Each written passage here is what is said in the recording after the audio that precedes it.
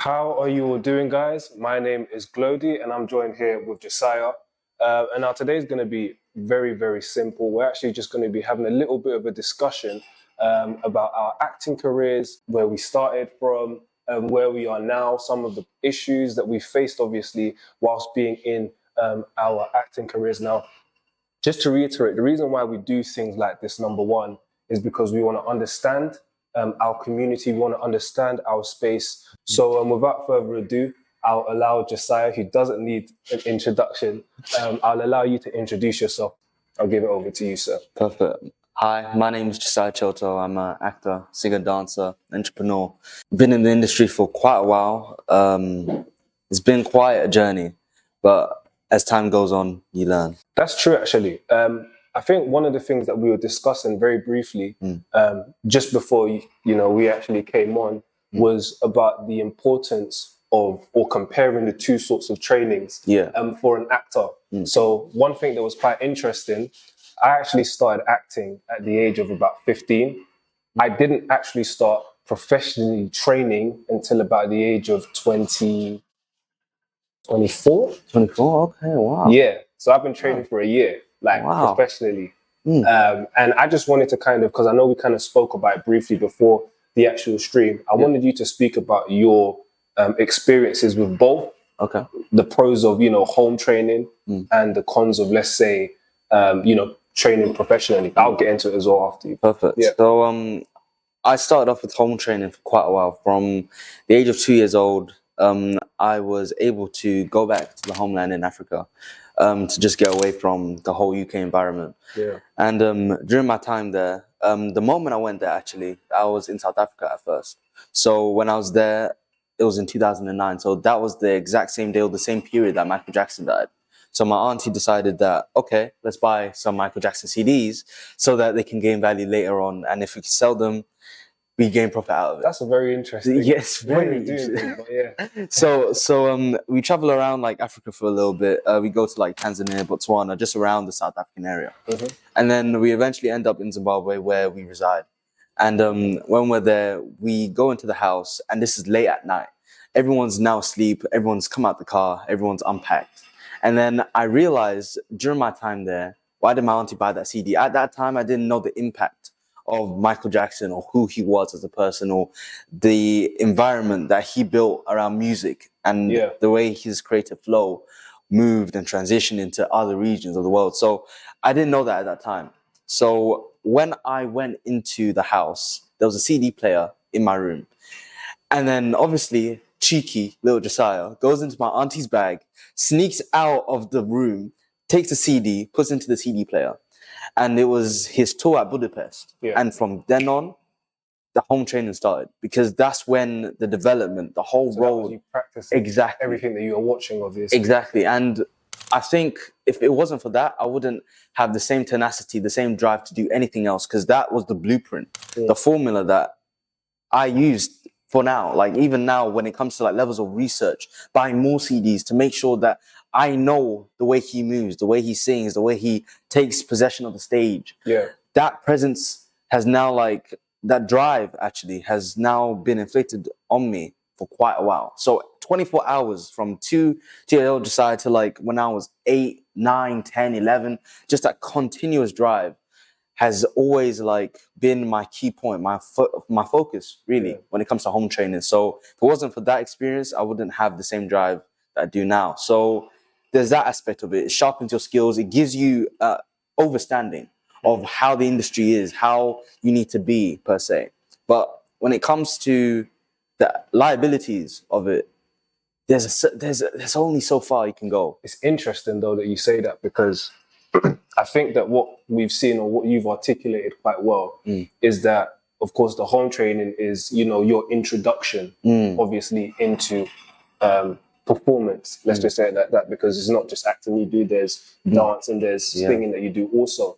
But I think one thing that's obviously very evident, or one thing that I know, for instance, I've experienced myself, is the fact that you have to evolve from home training into professional training at some point. Yeah. Because I even realized for myself, as I said, I didn't start actually professionally training until about a year ago, which is considering I started at 15, and I didn't get into any professional training until, like last year, I was able to quickly see the two differences. So for instance, me constantly training, or being in a class, or being at a place like Identity Acting School, because that's where I train, I've noticed that there's the constant, competition that I realize is very important, because with home training, or with you, let's say training by yourself, number one, there isn't really, unless you are an extraordinary person. Yeah, Do you get what I'm yeah, saying? yeah. There isn't anybody for you to be accountable to. Do you get what I'm saying? There isn't anybody for you to be able to, measure yourself against. I always feel like that's important. Especially being in a class like I'm in, where I'm training with a lot of very or high quality actors, I'm constantly having to test myself. It's true. So I know that, there isn't really any room for me to, either rest. There isn't any room for me, to take things easy. Do you get what I'm saying? Yeah, because I get that, yeah. at every class, I know that the person next to me is working 20 times as hard. So I would say that I feel like if you want to see yourself evolve, do you get what I'm saying? Especially as a creative, and this is just us speaking from, an acting perspective. There is that importance of actually going into professional training. It's true, yeah. Number one, because it also comes with certain informations. Do you get what I'm saying? That will then help your own research at home. It's true, do you get what I'm saying? Yeah. So I've definitely seen, the positives, let's say, to do professional training. Straight after a year of me doing professional training, I've been signed to one of, the biggest acting agencies in the UK. Do you get what I'm saying? And for me, that's just a testament of, number one, what professional training does. It's been a year of me constantly, measuring myself with other actors. It's true. Do you get what I'm saying? But and also, it's just like backing off of what you said, age does not really matter when it comes to training. You can always learn. Yeah. That's one thing I've realized. Like, you could be as young as 1 year old and be training, or you could be as old as 50 and still be training. There's still opportunities out there waiting for you. So how was that like? Because I want to see it from like your perspective, since I wasn't really able to be like in professional training. I was in and out of it in so many high different training schools. How was that like? So I'd say, if there's one thing I've noticed, especially with professional training, is that you actually start to see a lot more of your weaknesses, which I think is quite important. Like I was saying, when you're training by yourself, you may not necessarily see, everything. But it's like when you have, an external eye that's monitoring your progress, they can very quickly and very easily, start to pick out the areas that you need to work on. It's true. So with myself, I know it's an issue with many actors, being able to allow yourself to be vulnerable. It's something that's, I don't know if you've heard the saying, but one of my teachers has always told me, you need to be ready to look like an idiot. It's true. And I've heard that. Do you get what I mean? It's true, because you need that kind of moment. I call it like the moment of you realizing that there's so much potential there, and you haven't really learned anything in that certain spectrum or that certain field. So the fact that training actually enables you to go in there and actually learn, like from step one to now going back into it and go to another sector and keep on building that sector, it's just a whole wide range, just a whole plethora of different things. It's interesting though, because especially on that topic of allowing yourself to be more vulnerable, for instance, naturally, I've never liked to show my weaknesses per se. Especially when it comes to we understand how sensitive acting can be. It's true. And there may be certain roles, or there may be certain scenes that you may have to do that will expose you. Because that's what acting does. It really does leave you exposed, for instance. But I guess if there's something that I've noticed with a lot of the best actors, they've kind of embodied that whole, okay, I don't mind looking like an idiot, or in other ways, they don't really care about how other people are going to view them. It's true. Do you get what I'm saying? And being able to do that, it allows you to fully immerse yourself in what the character is asking for you at that time. Do you get what I'm saying? Because one thing, especially with actors, I feel like we're able to see when somebody's acting and when someone's being real. Yeah, exactly. And I feel like that all comes from that air of, allowing yourself to be vulnerable. So I feel like somebody who does that very well is someone like Leonardo DiCaprio. Yeah. You get what I'm saying? In his ability to, go into a character and to fully immerse himself into what that character's feeling at that time and still be able to carry it out. I feel like it's a skill that a lot of people can very easily neglect. I could say that very easily since I've been training. It's something that I know, or that was made clear to me. Okay, cool. This is an area that you need to work on, and because of that, I've been able to constantly, every single time I'm going to class or I'm practicing at home, it's something that I'm constantly attacking. Meaning that in a year's time, I can see that, okay, cool, I was here at this point in terms of, my vulnerability, and now I'm here. Do you get what I'm saying? Big. It's important. It's very important. And I feel like with acting, there's so many different ways to say you're an actor as well. Different places that you can say you're an actor. Musical theatre, TV and entertainment, filming, short films. No matter what it could be, acting has a wide range of different possibilities and different places you could be. Because for me, when I started off thinking that, okay, let's do movies. I want to do movies. I want to do this and I want to do that. But I wasn't prepared for that. I was prepared for like the musical theatre side of things, not knowing that you need to learn, you need to have patience, you need to be able. How would you then, okay, for instance, for somebody who may not necessarily, because the reason why we have these discussions obviously is, for the actors that are on, the creators that are on, we want to be able to help inspire. There could be something that I say or something that Josiah says that, could be like a eureka moment. Oh, I really needed to hear that. But I wanted to ask you, for any actors that are watching who may not necessarily know, whether it is musical theatre, whether it is film, whether it is, TV or whatever it is, how would you go about picking, the best element of acting to go into? That's true. For me personally, I wanted to do musical theatre, but realistically, my mind was set on theatre. My heart was saying musical theatre. My brain was saying film and TV. And that's because that came from the influences of Michael Jackson. Yes, and all of that. But what I've realized in both sectors, because now it's a basic foundation that I have when it comes to acting. And I feel like musical theatre really brings out the best of your emotions on stage because it's live. And especially being so young and growing up in that musical theatre world, you are enabled to switch your character and be able to control the audience in a different way, because that's what I love about musical theatre. It's all about your emotions there and then. It doesn't matter how you were before the stage or after the stage. It's about your presence now. It's your moment to shine. So there's that aspect of musical theatre. It gives you control. It gives you the environment. It gives you how to read the audience and how to use the audience as a way to to propel you into another stage. And then with film and TV, for me, I feel like it takes a lot of patience to be in that industry as well, because the opportunities are there, but it depends on how you take that opportunity. It depends on how you prepare for that. Because self-tapes, especially during that COVID period, I realized that, okay, COVID's around. This is my time to actually be like on my role. I should focus on this. I should focus on doing that. Because that's when it became more prevalent. Exactly. Because you couldn't go into actually, physical auditions. Exactly. For a long period of time. Exactly.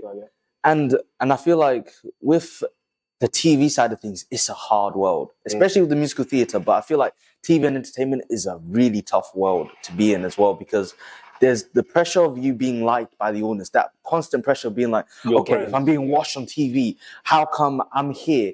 And that person who I was auditioning against is so much better than me. How do I rise up to that expectation? How do I beat the level of expectation? There's always that constant mind game.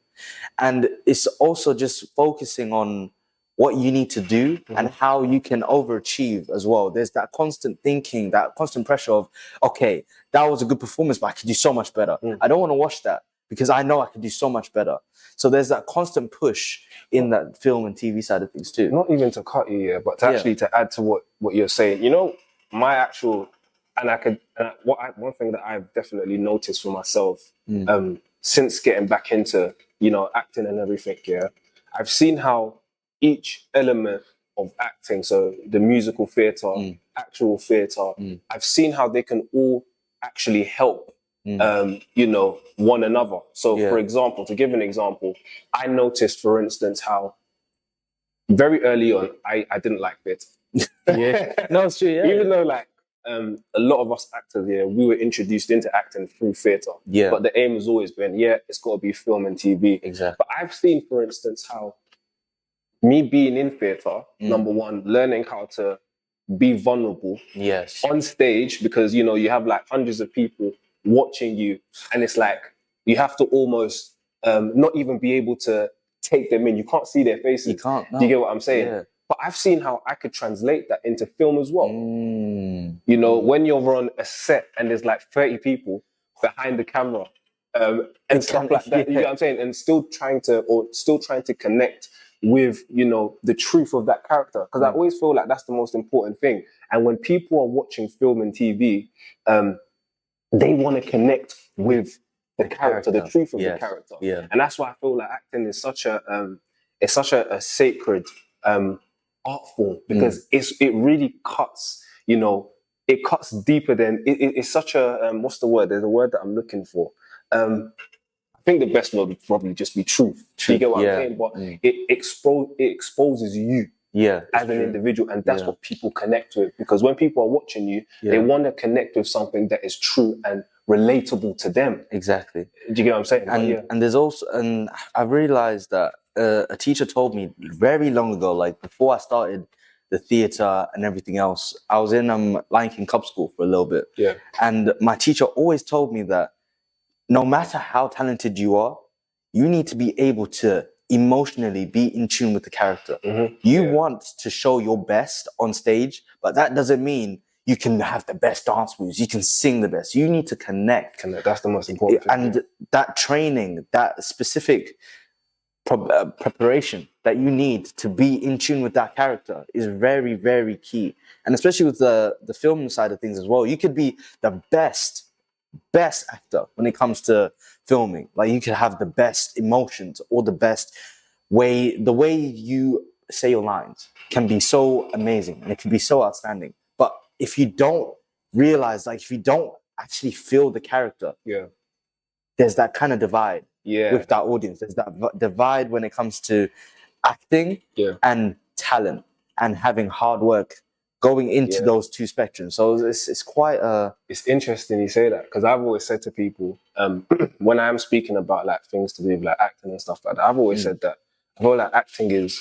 90% theory and actually 10% acting, because I feel like there's a lot of work that actually goes into creating and making this character. Like you need to literally lift the character off the page.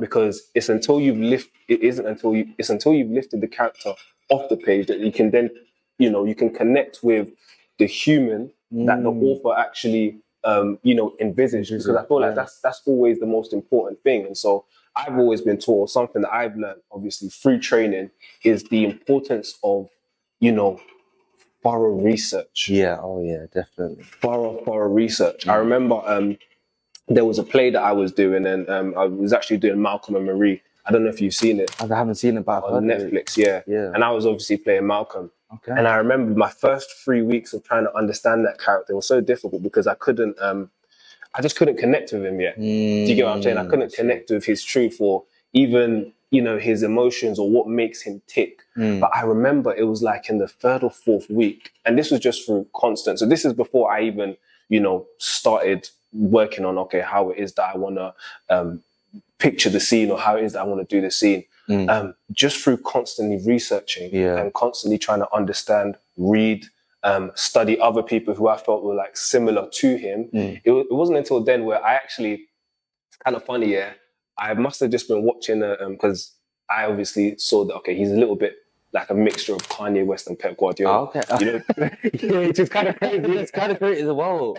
So I saw that, like, cool, there's a little bit of a similarity with both of them. And I remember I was watching, it was a video of Kanye West, and it was the one where Kanye West goes, you ain't got the answer. You ain't got the answer. And it was when I saw that, and I was like, no, that's him. That's him. that's exactly who he is. And it was at that point where I connected with, the truth of the character. He's a passionate man, but I realized his passion could very easily be misconstrued into him being crazy. Do you get what I'm saying? Yeah, his passion doesn't actually, this is me, reliving all the things he's doing, like Malcolm. But his passion is just not understood by everyone. And because it's not understood by everyone, people will have different perspectives on that. Do you get what I'm saying? And that was the issue that he had with his partner, Marie, and so on and so forth. But I gave that little example just to show that acting is so much more intricate and delicate, and there's all these little processes that actually happen, or layers, so to speak, that need to happen before you actually get to, making that character alive. It's true. At the end of the day. It's true. And I feel like that's powerful as well, because people tend to see someone on the screen and heavily criticize them, not knowing how much work and effort it took for them to even take the role, or even do a role that they haven't really prepared for, or haven't even done before.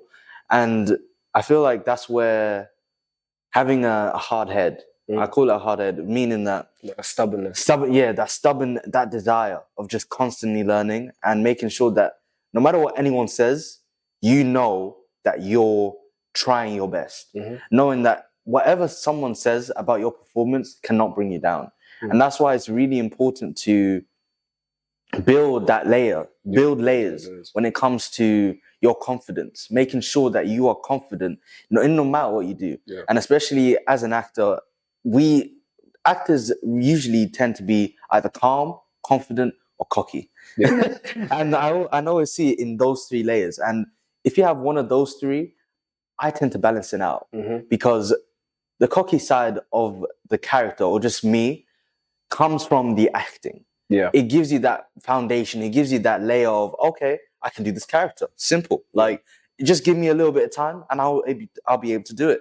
The confidence, if the director says, you need to change that line, we're changing the whole script. The script that you've been learning for like a whole year, we're changing it. And it's just that confidence to say, okay, I'll be able to learn the script by tomorrow. And just ready, exactly, because you already know the character and you already feel like you are the character. So just that foundation of making sure that you are ready is really key, no matter what happens, no matter what the scenario is.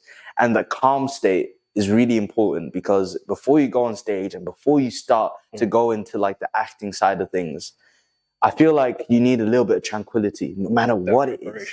Because exactly. And it could be either through music, or just like listening to something, or just like making sure you are in your own bubble, in your own space before you act, because you need to feel the character. It's sensitive, isn't it? Yeah. Exactly. I think there's something that you touched on that was quite important, actually. It's kind of how actors kind of work on or develop on how they're able to actually hold themselves with the pressure of how people view them, for instance. It's interesting because I was actually reading a small article on why a lot of Hollywood actors, for instance, tend to rely heavily on drugs, or they're facing a lot of drug addiction. And I realized that thing that you mentioned about, constantly comparing yourself with other actors, all the pressures of, you want this film to do well. Sometimes it can be very overwhelming, especially for people who haven't had, a certain level of training. If there's something that I can always testify, being one of the leaders in the Wolf family, or the family that I come from, the Nation family, etc. I think that we're trained in a way, so that when you look at me as an actor, I'm not just an actor. A lot of these people are going into the field of acting, or they're going into the creative space, for example, and it's just their talent that's there. But there isn't the other layers, that makes them as a human, as somebody that can fully function, as someone that can still be useful. Some of the training that I'm going through at the moment is teaching me, number one, how, for instance, to raise finances, for example. How, for instance, do you lead people? Do you understand what I'm saying? How are you able to communicate? How are you able to, tolerate all sorts of different people? And, being in a space like Hollywood, where you're going to be dealing with hundreds of different people, those trainings will be so much more needed at a time like that. Yes, true. Do you get what I'm saying? So I've always spoken about, of course, I'm a house leader of one of the houses in the Wolf family, the House of Creatives, and I've seen, for example, how much that's helped me, know how to deal with many different people. Also, have to develop on my skills of being able to raise finances. Sometimes I realized a lot of the actors who we hear about struggling in things like depression or having to rely on drugs is because when their talent, for example, is no longer needed, they don't have anything to fall back on. It's true. Do you get what I'm saying? Yeah. They don't have anything else that gives them weight or standing in a room. But if you have somebody who, for example, has experience in dealing with many different characters, who understands the importance of the necessity of knowing how to raise finances or knowing how to articulate yourself well enough, it means that, your talent alone, of course, as great as that is, but there will be people that may be better. It's true. Yeah. Exactly. But even if that is the case, what do you have that enables you to hold your own in such a room?